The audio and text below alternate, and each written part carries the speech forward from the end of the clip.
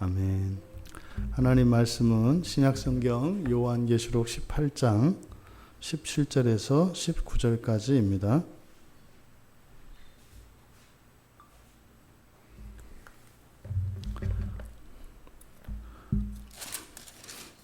우리 같이 한 목소리로 17절에서 19절까지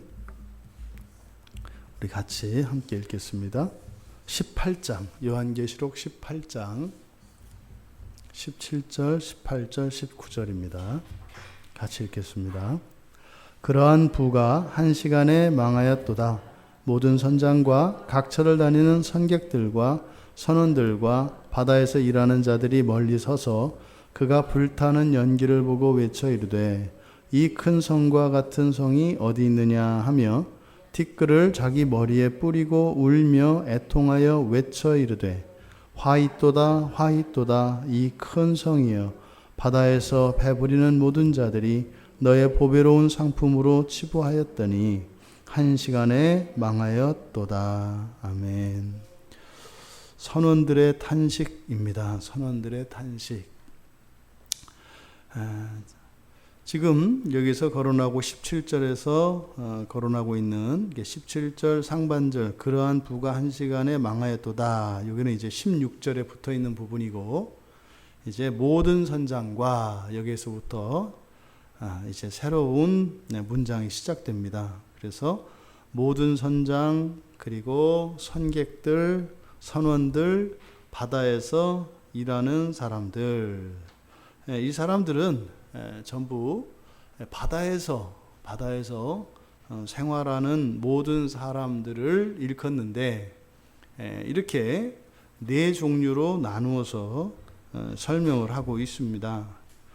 지금 우리는 하나님이 창조하신 창조 세계에 죄가 들어온 뒤에 이 세상은 완전히 망가졌고 더럽혀졌습니다. 그래서 이 요한계시록에서는 바로 하나님의 모든 창조 세계를 완성시켜가는 재창조의 그 완성, 그 단계를 지금 보고 있는 거거든요. 그래서 지금 땅과 바다라고 하는 이 두 영역을 하나님께서 어떻게 마지막에 정결케 하시는가 하는 것을 보고 있습니다.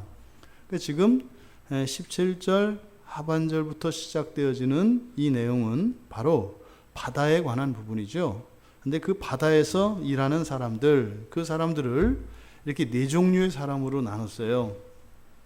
선장은 배의 주인을 나타내는 것이고, 선객은 그 배를 타고 다니는 사람들입니다. 이때 당시에는 이렇게 여객선, 화물선 따로 구분이 되어 있는 것이 아니라 함께 타지요.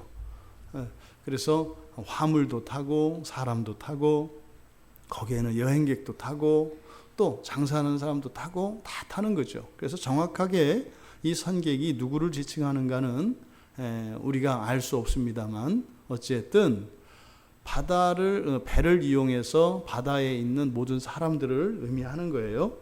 그 다음에 이제 선원들은 선장을 도와서 배를 바다에 띄우고 운항을 하는데 기여하는 사람들이 선원들입니다. 그리고 바다에서 일하는 자들이라고 하는 것은 단지 바다에서 생활하는 사람들이 꼭 배를 이용하기만 하냐면 그렇진 않지요. 바닷가에서 그물을 던져서 고기를 잡기도 하고 또 거기에서 해산물을 채취해서 이렇게 생활하는 사람도 있지 않습니까? 지금 여기서 선장, 선객, 선원, 바다에서 일하는 사람들이라고 하는 것은 어쨌든 바다와 관련되어진 모든 사람들을 의미해요. 그래서 지금 여기에 이렇게 넷으로 분류하고 있는 여기서 선장이 무슨 역할이고 선객이 누구고 선원이 뭐고 이렇게 구체적으로 어떤 의미를 부여하기에는 성경에 어떤 근거들이 없습니다. 그러니까 단순히 이것은 그냥 분류를 해놨을 뿐이에요. 그러니까 이것을 너무 지나치게 어떤 의미를 부여할 수는 없다. 왜냐하면 여기에 사용된 단어들이 거의 한 번 이렇게 사용되는 단어들이거든요. 한 번, 두 번 이렇게.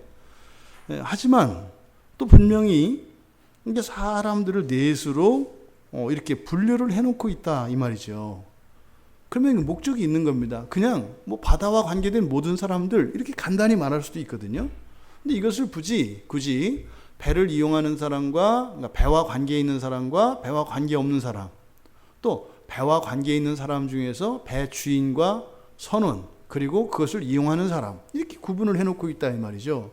그러면 왜 그냥 간단하게 바다와 관련된 모든 사람들 이렇게 하지 않고 여러 가지 분류를 했을까? 그 의미는 뭘까? 우리가 여기서 찾아낼 수 있는, 우리가 우리의 이성을 사용해서 추론해 놓을 수 있는 게 있습니다. 그것은 뭐냐면 지금 이렇게 바다에서 살아가는 이 사람들이 모종의 관계, 이게 함께하는 어떤 연대성과 유기적 관계성을 나타내려고 하는 거예요.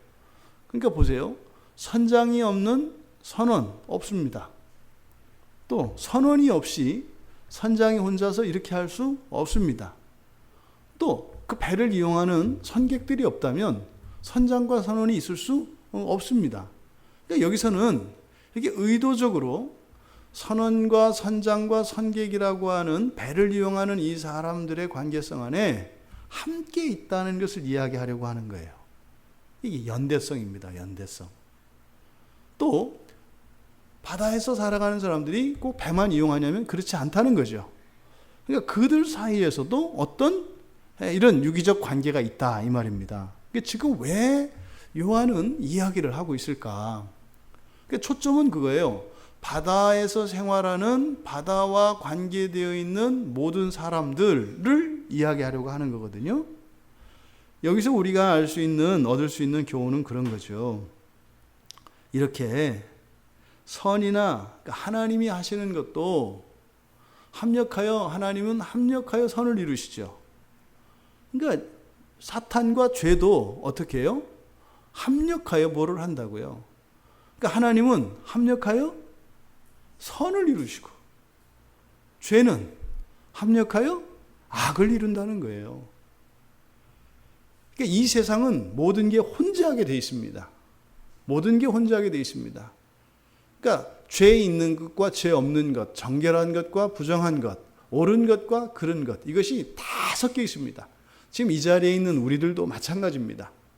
우리의 인생을 전체 놓고 보아도 그 안에서 하나님 앞에 거룩하게 구별된 것이 있고 그렇지 않은 게 있어요. 또 지금 당장 이 시간 우리의 내면에도 그렇습니다. 하나님 앞에 내보일 수 있는 것이 있고 또 하나님께 내보이기 주저하고 부끄러운 것들이 분명히 있습니다. 또 이 세상에 있는 모든 사람들을 봐도 다 마찬가지입니다. 이 세상에서는 예수를 믿는 사람들, 그래서 그리스도의 그 십자가의 대속의 은혜를 입은 사람들이 있는가 하면 없는 사람도 있어요. 이 세상은 이렇게 섞여 있게 마련입니다. 그런데 뭐예요? 이 악도 섞여 있다는 거예요. 악도. 그럼 보십시오. 그러니까 선한 것과 악한 것이 섞여 있는 거, 이게 문제가 아닌 거예요. 우리가 그것을 분별할 수 있어야 합니다. 선과 악을 분별할 수 있어야 합니다. 그런데 지금 요한이 여기서 이야기하고자 하는 것은 함께 모여 있고 공동체를 이루고 있고 유기적 관계성을 있고 하는 이게 다가 아니라는 거죠.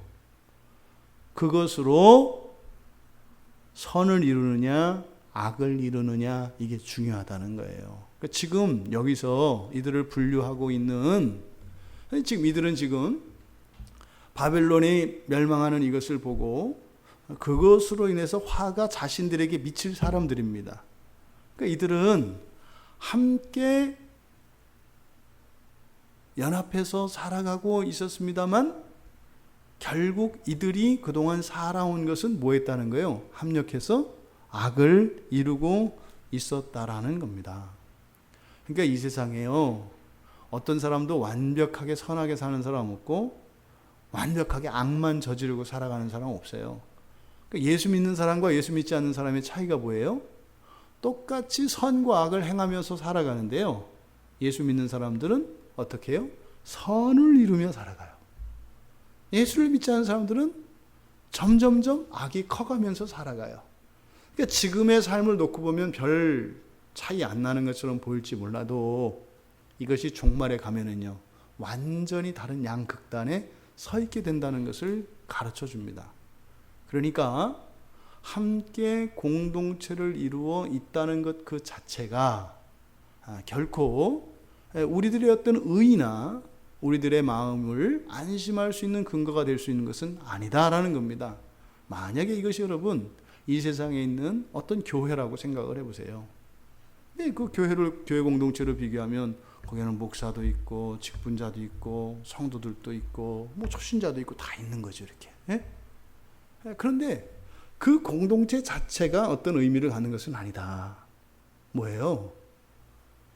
또 그 공동체가 얼마나 훌륭하고 거룩하냐, 이게 중요하지 않다 이 말이에요. 중요하지 않은 건 아니지만 그것으로 그치는 게 아니라 사실은 뭐예요? 전체적으로 그것이 선을 이루는가 악을 이루는가, 이게 사실은 더욱 중요하다라는 거죠. 요한은 뭘 얘기하는 거예요? 악을 이루는 사람들이었다는 거예요. 함께 연합해서 서로 돕고 이 사람들 간에 서로 의지하고 사랑하고 친절과 배려 이런 거 없겠습니까?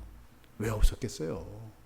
선장이 선원들을 부리려면 선원들 잘 부려먹고 일시키려면 어떻게 해야 돼요? 밥도 좀 사주고 가끔 고기도 먹이고 이래야 되는 거거든요. 제가요 어저께 깜짝 놀랄 만한 사실을 알았어요. 그러니까 우리나라에서는 이렇게 나오지 않았던 자료인데, 우리나라에 6.25가 있었잖아요. 6.25가. 그때요 미국 그 전쟁사에서 6.25가 되게 특별한 전쟁이래요. 여러 가지 의미가 있어요. 근데 한국 전쟁이 부정적으로 특별했던 이유가 있어요. 그게 뭐냐면요, 다른 나라에 가서 이렇게 전쟁을 하면서 조국을 배신한 사례가 별로 없대요. 근데 한국 전쟁에서는 미군들이 조국을 배신한 변절자가 많이 나왔대요. 무슨 말인지 아시겠죠? 6.25 전쟁 때 그 미군들이 와서 포로로 잡혔잖아요. 그럼 대부분 포로로 잡히면 뭐 군사협정에 따라서 뭐 그렇게 심하게 고문하거나 그러진 않는다고요. 그것도 북한이 그렇게 하지도 않았고요. 그랬는데 미군들이 미군의 그 연합군의 작전과 이런 것들을 다 알려주는 거예요, 북한에게. 그래서 미국 이 전쟁사에서는 한국 전쟁이 희한한 사례래요. 그렇게 배신을 많이 한 전쟁이, 미군들이 가장 많이 배신한 전쟁이 한국 전쟁이래요. 근데 그 이유가 뭐냐면 말이죠, 이 사람들이 그때 당시에는 뭐 공산주의에 대한 반감이 굉장히 심할 때거든요, 미국에서. 소련, 옛날 소련이잖아요. 소련 공산주의자는 뭐 무슨 좀 뭐 괴물처럼 생각하고 그랬었어요. 그래서 한국 전쟁에 참여할 때 정말 무슨 짐승과 같은 그런 공산주의자들로 생각을 하고 전쟁에 참여한 거예요. 목숨을 걸고. 근데 포로로 잡혔어요. 그런데 포로로 잡혔는데 북한 사람들이 미군 포로들을 굉장히 학대하거나 그러지 않았대요. 굉장히 인격적으로 대해줬대요. 고문도 안 하고요. 너무 친절하고 사랑하게 베풀어 준 거예요. 그때 미군들이 혼란을 느낀 거예요. 그동안 내가 들었던 공산주의자들과 여기 북한 인민군들을 만나서 포로로 생활을 해보니까, 아니 포로들한테도 이렇게 대해주는 사람이면 내가 잘못 알았겠구나. 그렇게 하면서 그 인민군들이 그 미군들에게 이렇게 뭐 강요하거나 이렇게 한 것도 아닌데 스스로 그 공산주의자들을 도와줬다는 거예요. 근데 그게요, 공산주의자들의 전술 안에 있어요. 무슨 말씀을 드리려고 하냐면, 사람들은 나 좋게 하고 나를 편안하게 해주면 그걸 사랑으로 알아요. 근데 그 작전이거든요. 여러분 그런 거 있지 않아요? 우리 엄마는 맨날 잔소리해요. 근데 내 친구 엄마는 항상 나 칭찬해요. 엄마가 바뀌었으면 좋겠다는 생각을 하거든요, 애들은. 잔소리하는 우리 엄마보다 나를 맨날 이뻐해주고 나를 격려해주는 친구 엄마가 내 엄마였으면 하는 이런 기도를 하다가 회개하고 이런 일이 있단 말이죠. 그러니까 이게 착각하는 거죠. 착각하는 거. 여러분, 우리들이 공동체를 이루며 살아갈 때 말입니다. 절대적인 기준은 하나님입니다. 이걸 잊어버리면 큰 실수하게 되는 거예요. 그러니까 그 미군들이 껌빡 속아가지고 그냥 자기들 잘해주고 자기들을 친절하게 대해주고 이렇게 하니까 오히려 미군 자기 고향에서 또 심지어는 그 부대에서 받았던 대우보다 훨씬 더 인격적인 대우를 받으니까 마음이 이쪽으로 기울어져 버렸단 말이죠. 지금 여기서 말씀을 드리는 게 그런 거예요. 함께 공동체를 이루고 인간관계 속에서 이런 유기적 관계를 살아갈 때 그것이 나의 선을 가지고 그 기준을 삼았을 때 그럼 어떻게 돼요? 그 모임 자체가 악으로 가는지 선으로 가는지 분별력을 잃어버리게 된다 이 말이에요. 지금 이 사람들이 그랬다는 거예요. 이 사람들이. 여러분, 한시도 우리는 하나님을 잊어서는 안 됩니다. 단 한순간도요. 하나님을 떠나서는요. 사랑도 없고요. 아무것도 없습니다. 다 거짓입니다. 다 거짓입니다. 누군가가 지금 사실 이 나라가 염려가 돼요. 이 나라가. 엊그저께 저기 저 어디예요? 그죠? 백운호수 거기 갔더니 그쪽에 아파트가 막 들어서잖아요. 그때 이렇게 보니까 이제 아파트 들어서 그러니까 그 백운호수 주변을 따라서 그 둘레길을 또 이렇게 이제 나무로 쫙 만들. 저는 이게 돈으로 보이는 거예요. 그게 거기를 그 호수를 전부 둘러가지고 그러니까 좋긴 참 좋겠더라고요. 그러니까 저녁 때 가셔서 산책 가시면 좋을 것 같아요. 네. 거기 따라서 이렇게 걸어가니 얼마나 좋겠어요, 그죠? 근데 지금 우리나라가 빚이 막 어마어마하게 늘어나고 있거든요. 지금 말도 못해요. 빚이 엄청 늘어나고 있어요. 근데 보면은요, 온통 관공서들은 멀쩡한데 막 다 부셔져가지고 너무너무 멋있게 짓지요. 산 속에도 여러분 가보면은요, 굉장합니다. 산 속에까지요, 뭐 어마어마한 돈들이 막 발라져요. 아니, 있어서 쓰면 뭐라고 하겠어요? 근데 없는데 써요, 없는데. 그러니까 또 보세요. 요즘 뭐 청년들이 그들이고 놀아도 돈 준다고 하니까 좋잖아요. 근데 그게 사랑인지 뭔지 모르겠어요. 저는 솔직히 모르겠어요. 우리나라가 정말 돈이 많아서, 너무 돈이 많아서, 일본 같은 경우는 그렇게 해야 돼요, 사실은. 일본은 돈이 너무 많아서 지금 문제거든요. 그래서 일본은 그거 아시나요? 비행기로 돈 뿌려요, 실제로. 몇 차례 있었습니다. 돈을 비행기로 뿌리는 사례가 있었어요. 경기가 안 돌아가니까 돈 쓰라고. 그러니까 뭐 일본 같은 나라가 차라리 그렇게 한다면 이해가 돼요. 근데 우리는 아무것도 없거든요. 진짜 없어요. 없어도 이렇게 없을 수가 없거든요. 그런데 막 이렇게 여러분 이런 걸 빚잔치라고 해요. 빚잔치. 이게 사실은 망하기 직전에 일어나는 현상이라니까요. 그러니까 이게 뭐 부정적이거나 이런 것이 아니라 우리 현실이 그래요. 지금 여기서 말씀드리려고 하는 것은 그 바다에서 배를 띄우고 또 그 바다에서 생활하는 이 선장과 선객과 선원과 이 사람들이 어떻게 해요? 열심히 서로 힘을 내서요. 같이 함께 잘 지내고 있었다니까요. 근데 지금 이날에 온 거라고요. 이날이. 여러분, 우리가 살아가는 삶의 모든 것은 그 안에 질이 중요한 것이 아니라 예수 그리스도에 대한 믿음만 있다면 그 안에 있는 질보다 더욱 중요한 것은 뭐예요? 그 열매가 선을 맺고 있는가 악을 맺고 있는가입니다. 합력하여 선을 이루는가 악을 이루는가 하는 것이 중요하다 이 말입니다. 질이 너무 훌륭해요. 너무너무 좋아요. 그런데 거기서 맺혀지는 열매들이 악의 열매들이라면 이거는 상당히 심각한 상황이다 이 말이죠.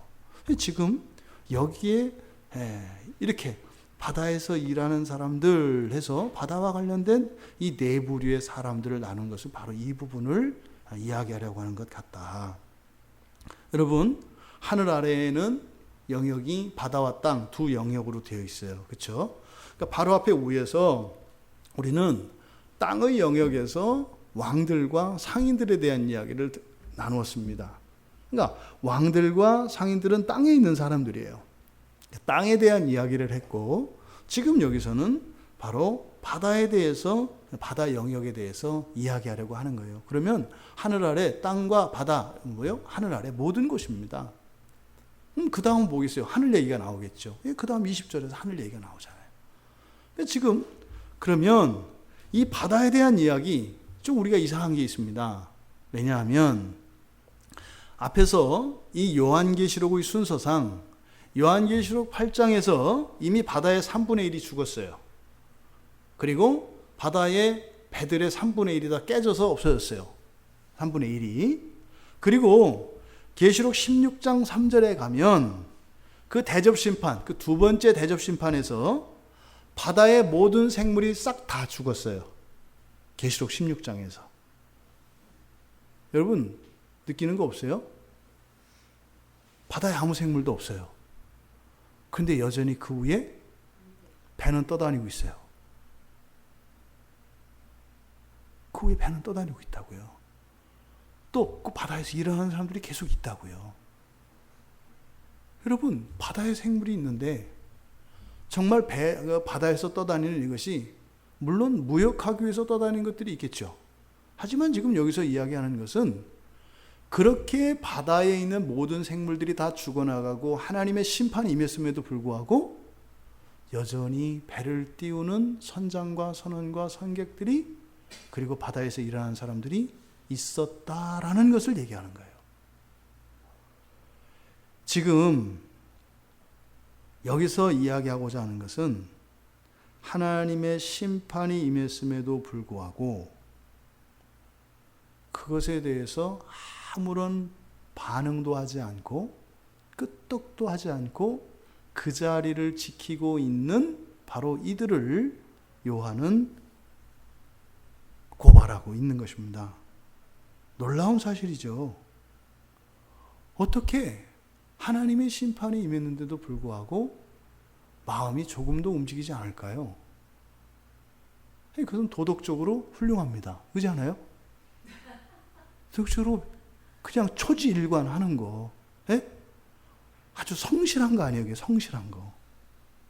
여러분, 선을 행함에 있어서는 열심과 성실이 참으로 큰 덕이 됩니다. 그런데 악을 행하는 일에 있어서 도덕적 선인 이 성실함, 꾸준함, 열심, 이것은 가장 큰 악이 됩니다. 이 도덕적 선이라는 게 이게 위험한 거예요. 그러니까 도덕적 선이 있으면은 아주 훌륭하든지 아주 악하든지 둘 중에 하나예요. 근데 이게 문제입니다. 도덕적 선이 있으면 예수 그리스도 안에, 그러니까 하나님 앞에 돌아오지 않은 사람들이 이런 도덕적 선으로 무장을 하고 있으면 그것이 자기 자신으로 하여금 구원의 길로 들어가지 못하게 하는 큰 장애물이 됩니다. 왜요? 그 도덕적 선이라고 하는 우월감과 상대적으로 더 나아 보이는 그것이 아직은 내가 하나님의 도움이 필요한 상태는 아니다. 절망스러운 존재는 아니다. 라고 하는 착각을 가지게 하기 때문입니다. 이렇게 사람의 마음이, 죄인의 마음이 굳어지면 얼마나 이렇게 하나님의 심판이 임하는데도 눈 하나 깜짝하지 않고 담대할 수 있는가에 놀라고, 또 한편으로는 그러함에도 불구하고 이 지경이 된 이 인간, 이 죄인들을 끝까지 포기하지 않으시고 어떻게 해서든지 돌이키시게 하려고 하시는 그 하나님의 그 인내, 그 참아 기다려주시는 그 하나님의 구원의 섭리에 또 한 번 우리는 놀라게 됩니다. 참 이것이 무슨 종말에만 일어나는 일이 일어나는 게 아니라 우리들의 삶 속에서 이미 경험되어진 일들입니다.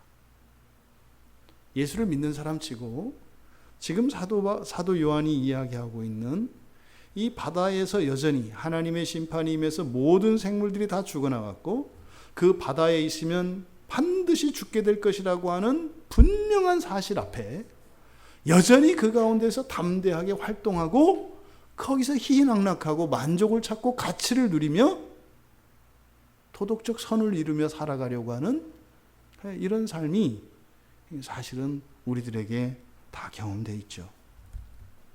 지금 이들을 바다에 있는 모든 자들이라고 할 수 있을 것 같아요. 이 바다에 있는 이 모든 자들의 반응, 이들의 반응은 바벨론 성이 불타는 연기를 보고 보이는 반응입니다.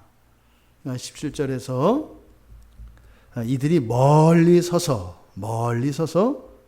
그가 할 때 이 그는 바벨론 성, 큰 성을 말합니다. 큰 성. 그가 바벨론 성이 불타는 연기를 보고, 그러니까 멸망한 것을 눈에 보고 지금 일으키는 반응이죠. 그러면 앞에서 이 바다에 있는 바다의 모든 자들의 반응을 앞에서 땅에서 반응했던 왕들과 상인들의 반응을 좀 비교해 볼 필요가 있습니다. 앞에 9절에 보시면 땅의 왕들이 반응을 합니다. 똑같이 그 불타는 연기를 보고 반응을 해요. 근데 그때 왕들의 반응은 위하여 울고, 그렇죠? 울고 그리고 가슴을 치고, 그러니까 울고 가슴을 쳐요. 근데 우리말 성경에는 이렇게 그냥 울고 가슴을 치고 이렇게 되어 있습니다만 원문 성경에서는 미래형이에요. 그러니까 칠 것이며 이렇게 돼요. 칠 것이다. 칠 것이다. 울 것이다. 칠 것이다. 그러니까 지금은 해요, 안 해요? 아직 안 한다고요. 울 것이다. 이렇게 되어 있어요. 미래형으로. 그 다음에 두 번째 11절에 상인들. 11절에 상인들을 보면 위하여 울고 애통해요. 그렇죠? 울고 애통을 합니다. 그런데 이들이 울고 애통하고 근데 어떻게 해요? 멀리 서서 울고 애통하고 또 이렇게 돼 있어요. 이 상인들이 하는 일들은 현재 시제로 돼 있어요. 현재 시제로. 그러니까 어떻게 해요? 계속. 그러니까 그 바벨론 성으로 표현되어지는 타락한 교회를 통해서 어떠한 이익을 추구하고 거기에서 사치를 누렸던 이들, 그들은 어떻게 해요? 계속해서 영원히 울 것이다. 이렇게 이야기를 해요. 현재 시제로 얘기합니다. 그런데 지금 이 바다의 모든 자들이 하는 반응은 뭐겠어요? 여러분 짐작할 수 있겠죠. 왕들은 미래의 일로, 상인들은 현재의 일로, 이들은 뭐겠어요? 다 지나간 과거의 일로 하겠죠. 그렇게 나타내고 있어요. 그러니까 의도적으로 달리하고 있는 겁니다. 지금 첫 번째 이들이 반응, 18절에 외쳐 이르되, 그러니까 외쳤다 이 말입니다. 18절에 그들이 멀리 서서 그가 불타는 연기를 보고 외쳐 이르되, 이거 그냥 외쳤다 이 말이에요. 외쳤다. 그러니까 무슨 말을 큰 소리로 했다 이 말이에요. 야 누구야 문 닫아, 비 온다. 그러니까 제가 제 기억 속에 있는 그 외침은 우리 어머님의 외침이에요. 제가 어렸을 때 그 여름에 갑자기 그 오밤중에 비가 막 왔어요. 그랬더니 이제 우리 누님, 네 분의 누님 중에 한 누님의 이름을 부르면서 야 누구야 장독대 덮어라. 새벽에 얼마나 놀랬던지요. 그러니까 장독대가 그 바로 앞에 창고 위에 이렇게 있었는데, 옛날에는 그 장독이 재산 일환이에요, 그죠? 뚜껑 다 열어놓잖아요. 해 좋을 때 막 비가 쏟아지니까는 아주 오밤중이었는데 막 그 누님 이름을 야 막 그래서 얼마나 놀랬는지. 그러니까 뭐 이렇게 막 소리 질러서 큰 소리로 얘기하는 거, 그게 외치는 거예요. 단순한 소리가 아니라 어떤 메시지. 이게 뭐라 그랬어요? 이 큰 성과 같은 성이 어디 있느냐. 그러니까 이걸 큰 소리로 했다 이 말이에요. 뭐 그냥 이 큰 성과 같은 성이 어디 있느냐. 뭐 이렇게 하면 이게 잘 안 와닿는 거예요. 이게 큰 소리를 질러야 되는데 그럴 수는 없잖아요. 그러니까 막 이 큰 성과 같은 성이 어디 있단 말인가. 이랬던 거예요. 이렇게 이제 소리를 질렀다는 거예요. 이 바다의 모든 사람들이. 근데 지금 이게 미완료 시대라는 게 있어요. 그러니까 미완료 시대라는 것은 말하자면 계속 부르고 있는 거야. 누구야? 지금도 비 온다. 계속 부르고 있는 거야, 이렇게.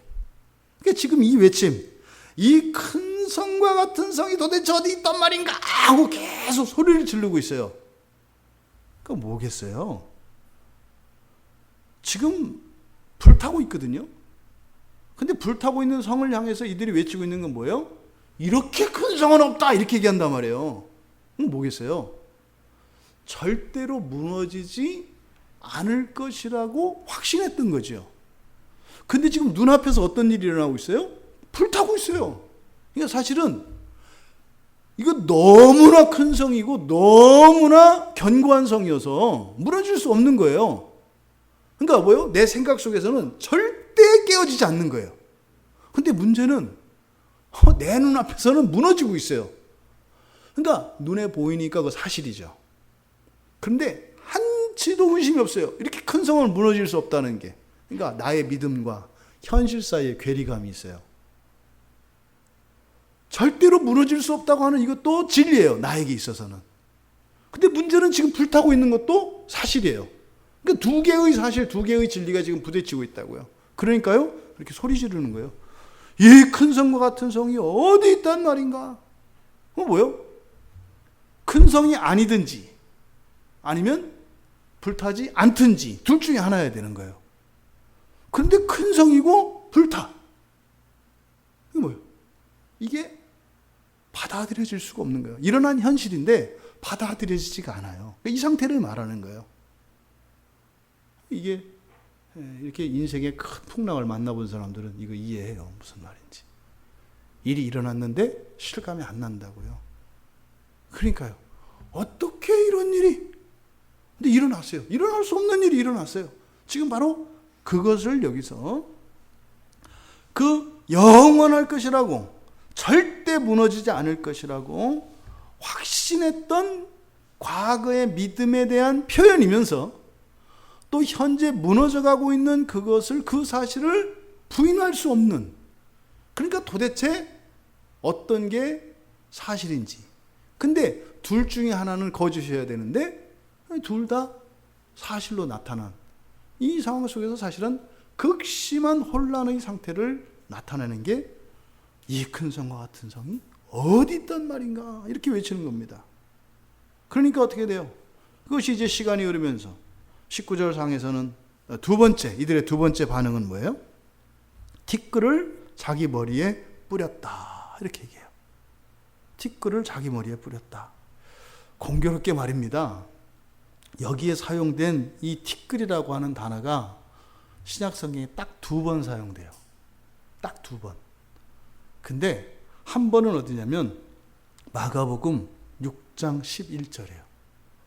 마가복음 6장 11절이 뭐냐면요, 예수님께서 제자들을 파송하시면서 복음을 들고 가요. 그런데 너희들을 영접하거든 거기 들어가서 머물러서 복음을 전하라는 거예요. 근데 너희들이 갔는데 영접하지 않으면 그때 어떻게 하라고요? 발에 티끌을 떨어버리라 그래요. 그러니까 지금 여기서 바다에 관계된 이 사람들이 소리치면서 뒤집어 쓰고 있는 이 티끌이 뭐예요? 제자들이 신발에서 떨어뜨린 그 티끌이라고요. 이해가 되세요? 그 티끌이 떨어졌으면 안 되는 거예요. 그 티끌이 없었더라면 쓸 일이 없잖아요.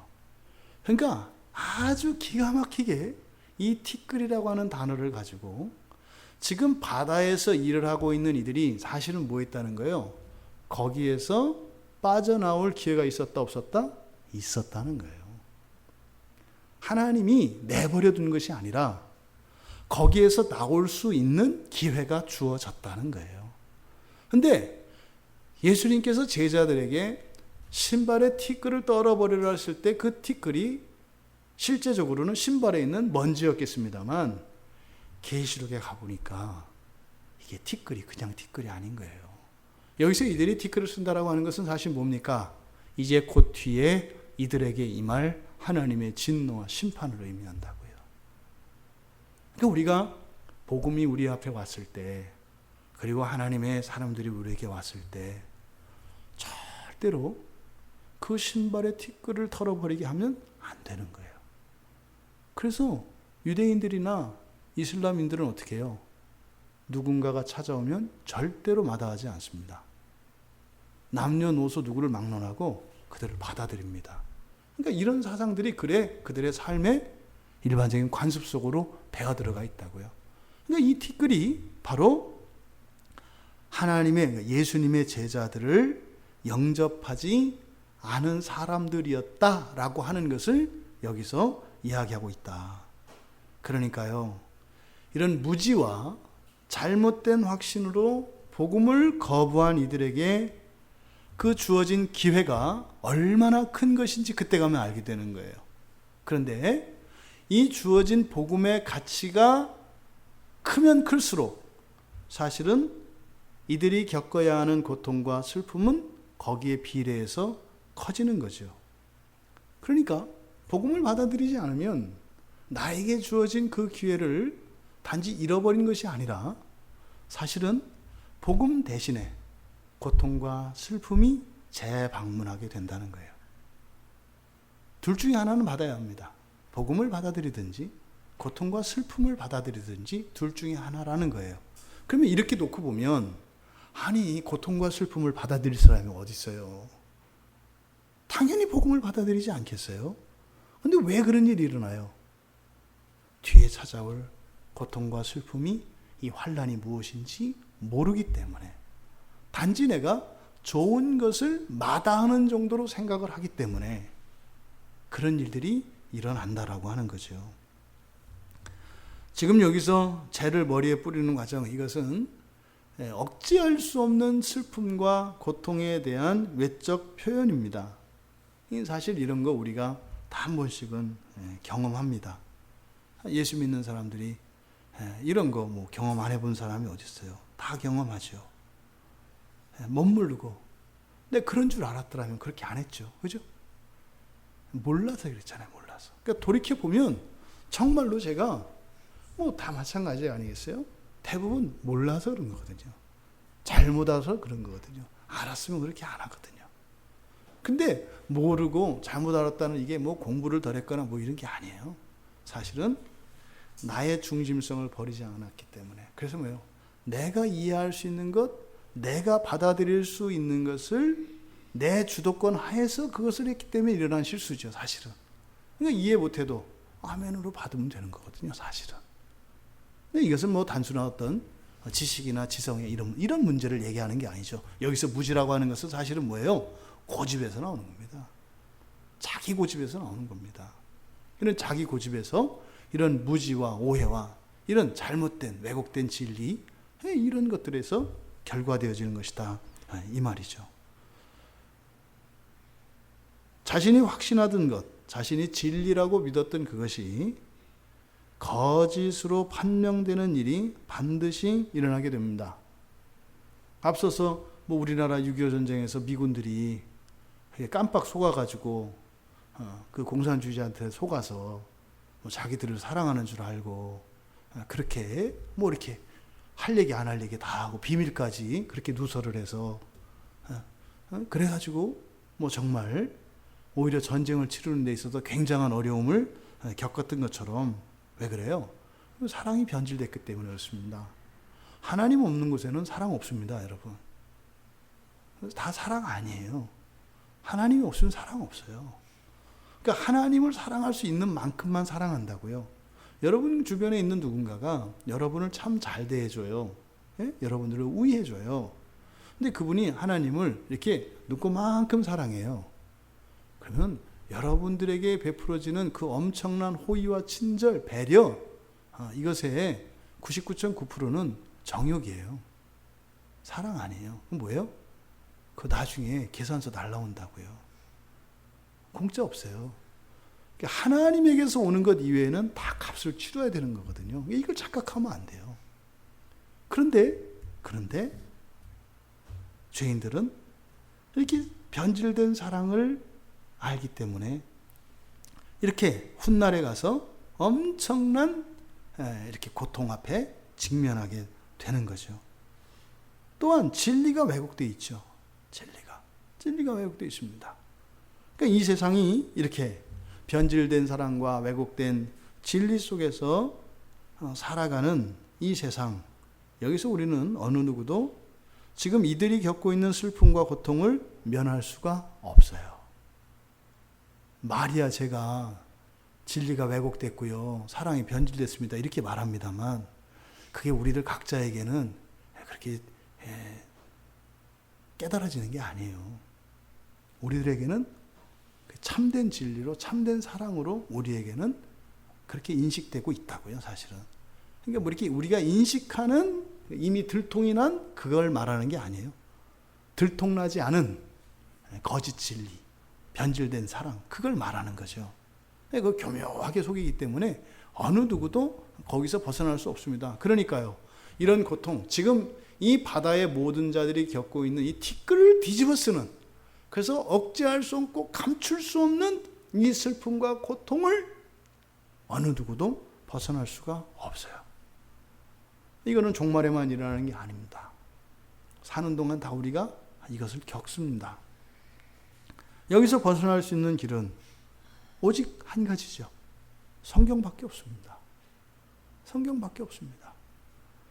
성경의 참된 진리가 단순한 그 머릿속에 있는 지식이 아니라 성경 말씀을 통해서 역사하시는 성령으로 인하여 정말 완전히 체험되어진, 내 것화되어진, 정말 말씀이 체험이 되어지는 그런 살아있는 하나님의 말씀만이 바로 이 절대적이고 벗어날 수 없는 고통과 슬픔에서 벗어나게 해주는 유일한 길이다, 이 말이죠.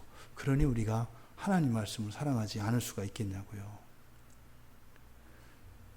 제가 오늘 낮에 깜짝 놀랄 얘기 들었습니다. 우리 지금 성경 말씀 매일 하시죠. 여러분 이제 몇 번까지 해보셨는지 모르겠지만 연말이 되면 더 많이 하기를 바라요. 오늘 어떤 목사님이 그 교회에서 이제 인도 선교를 해서 인도를 다녀오셨어요. 그래서 깜짝 놀란 얘기 들었어요. 하는데 그 인도를 갈 때 이제 그 교회에서도 이렇게 이제 말씀 묵상을 하는 이제 그런 교회예요. 근데 이제 어느 집사님과 그 집사님 그 아이, 그래서 초등학교 1학년짜리 하나 그렇게 데리고 그렇게 갔대요. 근데 이 녀석이 그 인도에서 내려가지고 비행기에서 내려가지고 차를 타고 뭐 8시간을 간대요. 그때 이 녀석이 차를 타고 8시간 가면서 계속 말씀 묵상을 하는 거예요. 그러니까 선교사님이 그 신기해가지고 초등학교 1학년짜리가 계속 성경을 졸졸졸 읽으면서 8시간을 가니 이게 무슨 뭐 수도승이 불경을 읽는 것 마냥. 에? 근데 보니까 이게 하루 이틀도 아니고 움직일 때마다 얘가 이렇게 하는 거예요. 그래가지고 선교사님이 궁금해서 물어봤다는 거예요. 아니, 쟤 도대체 뭐 하는 거냐. 그래서 이제 이야기를 했다는 거죠. 그러니까 이제 선교사님은 아이한테 물어보니까 이 녀석이 성경을 뭐 또박또박 다 얘기하는 거죠. 그래가지고 이 선교사님이 이거 지금 우리 인도에서도 이걸 해야 되겠다. 거기서 이제 고아들을 이렇게 해서 이제 키우고 있는데 이제 그 교회에서 이제 고아원을 지금 해요. 그래서 이걸 해야 되겠다 그래가지고요. 그 고아원에 가서 이제 그걸 애들을 시켰대요. 제가 이게 사진을 이제 봤어요. 고아원이니까 일과 마치고 나면 저녁에 그 한글을 가지고 오는 거예요. 여기는 뭐 카운터기도 없고 아무것도 없잖아요. 근데 이걸 보니까 노트에다가 1, 2, 3, 4를 쭉 썼어요. 이렇게 1, 2, 3, 4를 한 번 읽고 1. 그래서 1, 2, 3, 4 써가지고 이렇게 지웠더라고요. 노트에다가 1부터 뭐 500, 600, 700 번호를 써놓고 그거를 계속 지워나가는 거예요. 한 번 할 때마다. 한 요절 한 번 읽고 지우고, 한 번 읽고 지우고, 한 번 읽고 지우고. 그때 한 녀석이 하루에 저녁에 해왔는데 500번, 700번, 1000번을 하더라는 거예요. 네. 나중에는요, 빨라져요. 여러분 지금 우리가 시험적으로 이렇게 하고 있습니다만 그걸 하는 목적이 뭐냐면 저는 보고 싶은 거예요. 하나님 말씀이 살았다는 게요. 정말 하나님 말씀이 살아있는지 그리고 하나님 말씀과 함께 성령이 정말 일하시는지 보고 싶다고요. 보고 싶다고요. 근데 이 목사님이 거기 이제 거의 2주 일정으로 다녀오셨는데 선교사님이 이제 사진을 찍어서 이렇게 보는 거예요. 이 아이들이 이 말씀에 불이 붙어가지고 막 이렇게 이제 하는 거예요. 여기서 막 변화들이 막 일어나는 겁니다. 며칠 상관에. 그랬더니 또 다른 목사님이 또 옆에서 그 얘기 하셔요. 사실은 얘기 안 하려고 그랬는데 어떤 목사님 얘기를 하는 거예요. 그 목사님이 1500번 정도를 한대요. 하루에 요절 하나를 1500번 정도를 암송을 한대요. 하루에. 그분이 이제 그 얘기를 하죠. 성경 말씀을 읽으면 놀라운 일이 일어난다고 간증을 하시더라고요. 이게 그냥 뭐 교회에서 시키고 이런 거 아니잖아요. 그렇죠? 여러분 몫이에요. 선택은. 근데 우리는 하나님의 말씀을 믿으니까 하나님의 말씀은 그저 단순한 지식이 아니라 우리가 먹는 밥과 같고 우리가 살아왔던 인생의 자체와 같고 거기에는 말씀에는 체온도 있고 거기엔 힘도 있고 이러니까 우리가 이제 말씀을 되뇌이는 거죠. 그러니까 이런 숱한 간증들은 사실은 오히려 헤아릴 수 없죠. 여러분, 우리가 이 세상에서 고통과 슬픔을 피할 수 없어요. 그런데 벗어날 길은 우리에게 주어져 있어요. 이게 뭐예요? 말씀이에요. 말씀이에요. 말씀이라는 게 무슨 성경책 들고 있거나 십자가 목걸이 차고 있거나 이걸 얘기하는 게 아니죠. 뭐 여다 이렇게 뭐 테필링 같은 거 차고 이렇게 한다고 해서 뭐 그런 게 아니죠. 말씀을 우리의 지성을 사용해서 우리의 정서와 우리의 의지를 활용해서 말씀을 되뇌일 때 그리고 소리가 되어서 울려 퍼질 때 태초에 하나님께서 말씀으로 창조하셨던 그 일이 우리 안에 일어난다는 거예요, 여러분. 이것은 존재론적인 변화 또한 우리들 살면서 그토록 우리를 힘들게 하는 이런 부정적인 감정들과 고통과 슬픔들 이것들을 몰아낼 수 있는 유일한 길이 성경 말씀이에요. 그 유익을 우리 모두 다 누릴 수 있게 되기를 바랍니다.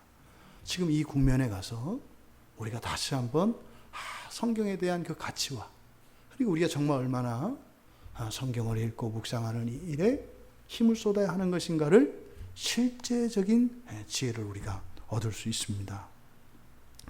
두 번째로 19절 하반절에 이제 또 외칩니다. 근데 외치는데 아까 18절에서 외친 것과는 달라요. 여기서는 어떻게 해요? 울며 애통하며 말하면서 외쳤다. 이렇게 돼요. 여기서는. 그러니까 울며 애통하여 외쳐 이르되 그래서 외쳐 이르되가 18절과 19절 하반절에 똑같이 되어 있습니다만 사실은 다릅니다. 18절은 그냥 외쳤다 이렇게 되는 것이고 19절 하반절에 외쳐 이르되는 세 가지 동작 울면서 애통해하면서 말하면서 외쳤다는 거예요. 말하면서 외쳤다 이렇게 되어 있어요. 어떻게 해요? 점점 커지는 걸 지금 보여주고 있는 거죠. 점점. 근데 점점 커지는 건 뭐겠어요? 사실은 이미 일어났어요. 그런데 왜 점점 커질까요? 이게 이제 점점 시간이 이렇게 지나면서 와닿는 거죠. 여러분 그렇잖아요? 열탕에 몸을 딱 담그시면은 잠깐은 담글 수 있잖아요. 근데 조금 있으면 이 열기가 안으로 밀고 들어오잖아요. 그럼 얼른 빼잖아요. 그런 거죠. 지금 여기서 18절에서부터 19절까지는 어떻게 해요? 그 큰 성이 불타는 그것을 보고 처음에는 이게 뭐지?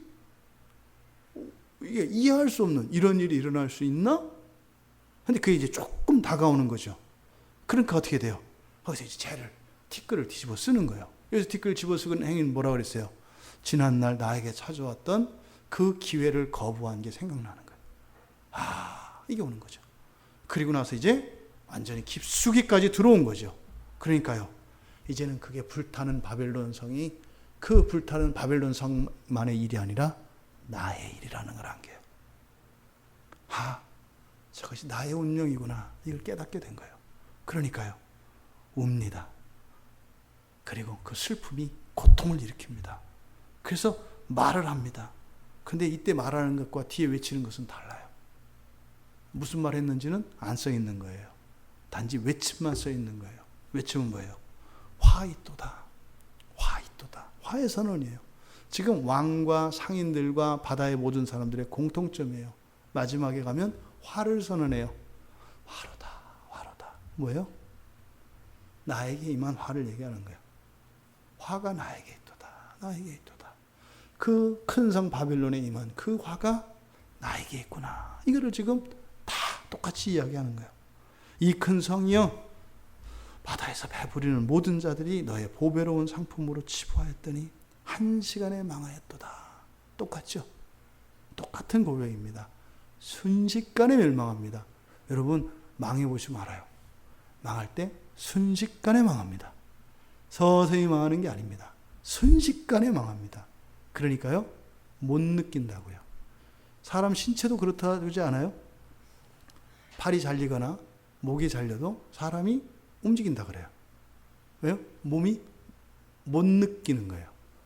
순식간에 잘리면요. 그래서요, 그냥 움직여요. 움직이다가 머리가 깨닫고 몸이 깨닫고 깨닫고 그렇게 된 대로 죽어가요.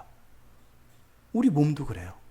하물며 우리 인생에 어떤 불행한 일이 닥쳤을 때, 엄청난 환란이 닥쳤을 때 우리는 금방 못 받아들입니다. 이거는 하나님께서 우리에게 사람 몸에 만들어 놓으신 방어기제예요. 충격을 완화시키기 위한 방어기제. 서서히 온다고요. 서서히. 여러분들이 이렇게 지금 내면의 슬픔과 고통이 점점 증가하면서 이렇게 화를 선언하는 이 장면에서 우리들의 경험을 되돌려 볼 수 있어요. 우리들의 경험을. 저도요, 예전에 저희 집이 망했을 때 10년 걸렸어요. 그걸 깨닫는데요. 완전히 망하고 나서, 그러니까 그 10년 걸렸어요. 10년. 그러니까 10년 세월을, 그러니까 저는요, 지금 티끌을 뒤집어 쓰고 막 이러는 거 있어요. 사실은 울며 애통하며. 왜요? 이해할 수가 없어요. 어떻게 그 큰 성이 어떻게 무너져요? 무너질 수 없는 거예요. 근데 어떻게 해요? 연기가 나요. 타서 아무것도 없어요. 죄가 되고. 근데 이 둘 다 사실인데 이걸 받아들일 수가 없는 거예요. 그렇더라고요. 정말 그렇더라고요. 지금 이 바다의 사람들에게서 일어나는 이 반응, 이것은 사실은 가장 우리들의 삶에 와닿습니다. 우리들의 삶에 가장 와닿습니다. 낙심과 절망에 우리가 빠졌을 때, 정말 이런 인생의 극심한 환란을 겪어본 사람들, 이런 사람들은 그걸 다 알아요. 순간적으로 임했을 때는요, 담대해지기도 해요. 덤덤하기도 하고요. 이게 뭔가 이런다고요. 특히 교인들이 실수하는 게 그거죠. 마치 그것이 믿음의 덕분인 양, 하나님의 은혜 아니고요. 아직 실감이 안 돼서 그러는 거예요. 여러분들 이거 조심해야 합니다. 교회 안에서 우리가 예수를 믿는 신앙인들에게 큰 어려움과 환란이 닥쳤을 때, 마치 나는 믿음이 없어서 못 이기지만 다른 분들은 믿음이 있어서 다 이길 것처럼 생각하시면 안 돼요. 점점점 커져요. 당사자들에게는. 슬픔과 고통이 눈덩이처럼 계속 불어나는 거예요. 그래서요, 더 큰 은혜가 필요한 거거든요. 근데 정작 당사자에게는 그 순간은요, 감각이 마비된 것 같은 그런 순간이 와요. 하지만 점점 그것이 고통으로, 아픔으로 다가오게 되어 있습니다. 그러니까 그는 절대 어떤 담대함이나 그 사람의 신앙의 완숙함이나 이런 게 원인이 아니에요. 단지 실감하지 못하기 때문이죠. 아니, 우리 마찬가지잖아요. 우리가 그 종말의 심판을 실감한다면 어느 누가 한 점이라도 하나님 앞에서 부끄러움 있는 일을 하겠어요? 안 한다니까요. 실감이 안 되니까 그러는 거거든요. 실감이 안 되니까. 사람은 이런 환경의 변화를 받아들이기까지 적응을 위한 시간이 소요가 돼요. 그래서 우리가 깨달았을 때는 많이 늦은 거예요.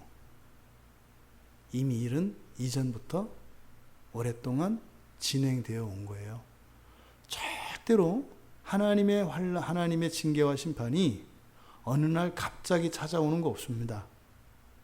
아주 오랫동안 꾸준히 쌓여서 마지막 날이 돼서 이렇게 일어나는 거지, 하나님이 어느 날 갑자기 찾아오셔가지고 심판하고 이런 거 없어요. 아주 오랫동안 그것은 진행되어진 겁니다. 근데 그 기간은 뭐겠어요? 끊임없이 하나님께서는 하나님의 사람들을 보내셔서 돌이킬 기회를 계속해서 주시는 거죠. 지금 이들은 그것을 깨닫고 있습니다. 그래서 이 마지막에 이들의 외침을 보면 마치 그동안 이 큰 성이 있어서 바다를 떠나지 못했던 것 같은 생각도 든다고요. 차라리 모든 생물이 죽었을 때 너희들에게서 우리가 부를 누리지 못하고 어떤 유익을 누릴 수 없었다면 우리가 어쩌면 이 바다를 떠날 수 있었을 텐데 우리로 하여금 그렇게 부자가 되게 하고 배불리게 했던 너 바벨론아, 오히려 과거 나를 그렇게 기쁘게 하고 즐겁게 해주고 만족을 주었던 그것이 원망스럽구나라고 하는 탄식이 나온다라는 거죠. 이 선원들의 탄식이, 이 바다에 있는 모든 자들의 탄식이 지금도 들리고 있습니다. 우리가 결코 하나님의 심판을 보고 몸이 얼어붙어 버린 거 아니에요. 오히려 죄가 우리에게 담대함을 줘서 회개하지 못하게 하고 마치 나병에 걸려서 감각을 잃어버린 사람처럼 그렇게 이미 임한 하나님의 진노와 심판으로 이미 이 땅 가운데 임한 그 고통을 감각하지 못하고 속히 떠나야 될 그 자리를 떠나지 않고 여러 가지 이유와 핑계를 대며 그 자리에 있는 자들이 내뱉게 되는 그 탄식이 우리들에게는 없기를 바랍니다. 여기서는 절대적인 선과 절대적인 의를 이야기하는 것이 아닙니다. 우리 각자에게 하나님께서 깨닫게 해주시는 것이 있습니다. 그것을 말하는 겁니다. 하나님이 깨닫게 해주실 그때 또 하나님께서 하나님의 천사들을 보내셔서 우리로 하여금 그 화를, 그 고통과 슬픔에서 면할 수 있도록 기회를 주실 때 우리의 판단이 아니라 하나님의 선하심을 의지하고 그래서 주어진 그 기회를 활용하며 마지막 날의 영광스러운 부활에 참여하는 우리 모두가 되기를 주님의 이름으로 축원합니다. 말씀을 생각하며 우리가